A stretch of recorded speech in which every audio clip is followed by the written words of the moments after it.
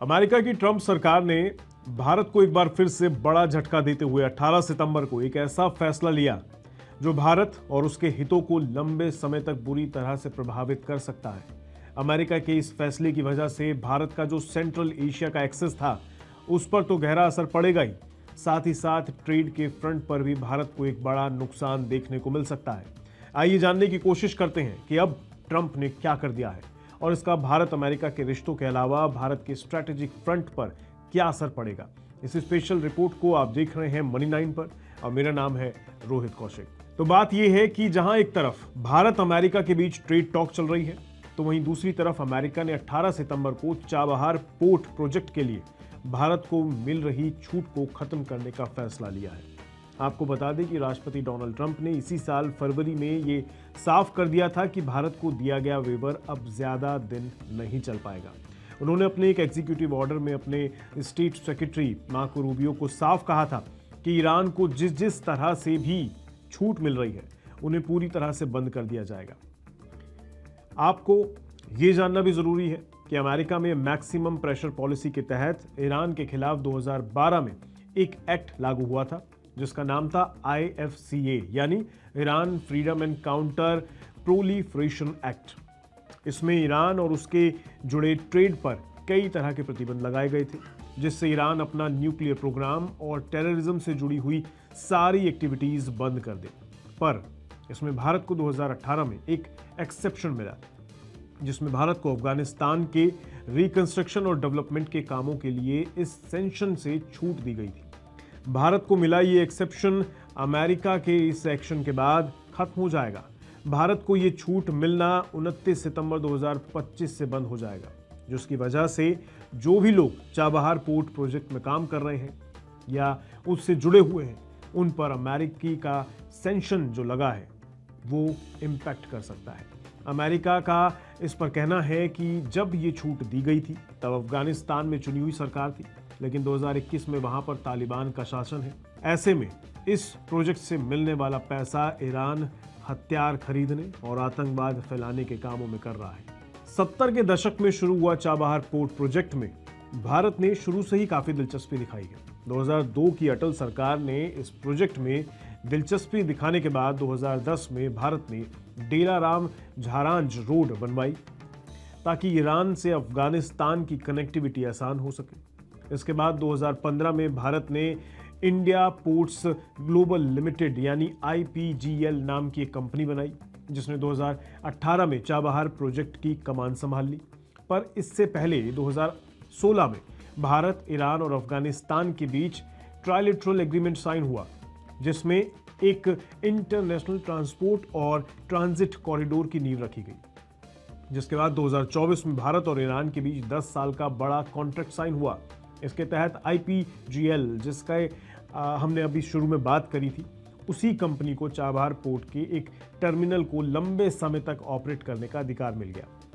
तो Chabahar port Bharat के लिए क्यों जरूरी है?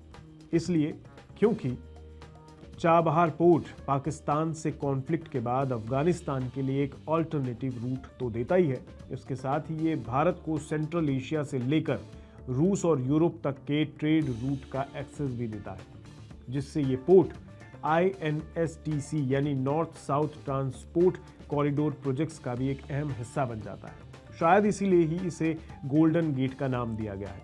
आप इसे ऐसे समझ लीजिए कि अगर सामान सुएज कैनाल के रास्ते से भी भेजा जाएगा तो INSTC रूट से 15 दिन से भी ज्यादा समय लग जाता है।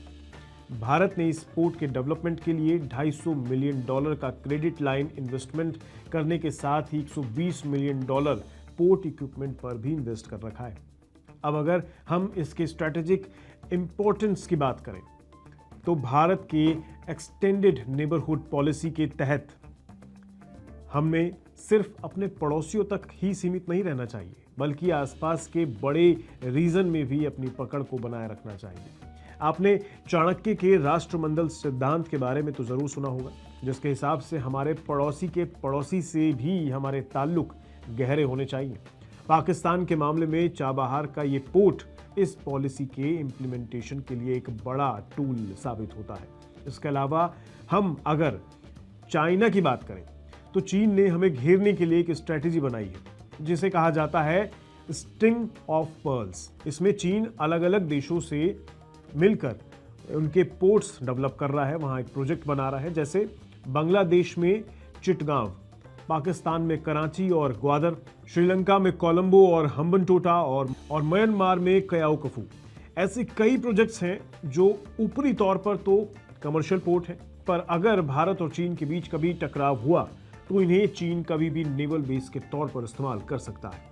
इसी को काउंटर करने के लिए भारत ने भी नेकलेस ऑफ डायमंड की एक स्ट्रेटेजी बनाई, जिसमें भारत चीन की इस घेराबंदी को काटने के लिए चाबहार पोर्ट जैसे पॉइंट्स पर अपनी मौजूदगी को बढ़ा रहा है। तो कुल मिलाकर हमें यह देखना पड़ेगा कि चाबहार पोर्ट पर लगने वाले इस प्रतिबंध से भारत के लिए जो दिक्कतें खड़ी हो गई हैं उससे भारत कैसे निपटेगा, और इसकी वजह से जो इकोनॉमिकल और स्ट्रेटेजिक लॉस होगा, जैसे कि चाबहार पोर्ट पर काम करने वाले भारतीय ऑपरेटरों और अमेरिकी पेनल्टी का लगना, अफगानिस्तान और सेंट्रल एशिया से कनेक्शन का टूटना, ट्रेड लॉस, या फिर चीन को इसकी वजह से जो स्ट्रेटेजिक एडवांटेज होगा उससे अमेरिका को क्या कोई फायदा है?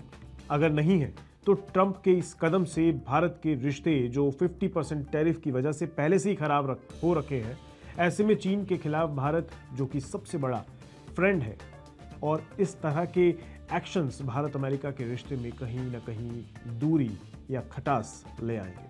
और ईरान से भारत अगर पीछे हटता है तो इकोनॉमिक लॉस तो होगा ही, पर जो स्ट्रैटेजिक लॉस होगा वो इररिप्लेसेबल होगा, उसे बदला नहीं जा सकता। आपको हमारी ये रिपोर्ट कैसी लगी और आप इस मुद्दे पर अपनी कोई राय रखना चाहते हैं तो कमेंट बॉक्स में ज़रूर बताएं। आज के लिए इतना ही, नमस्कार।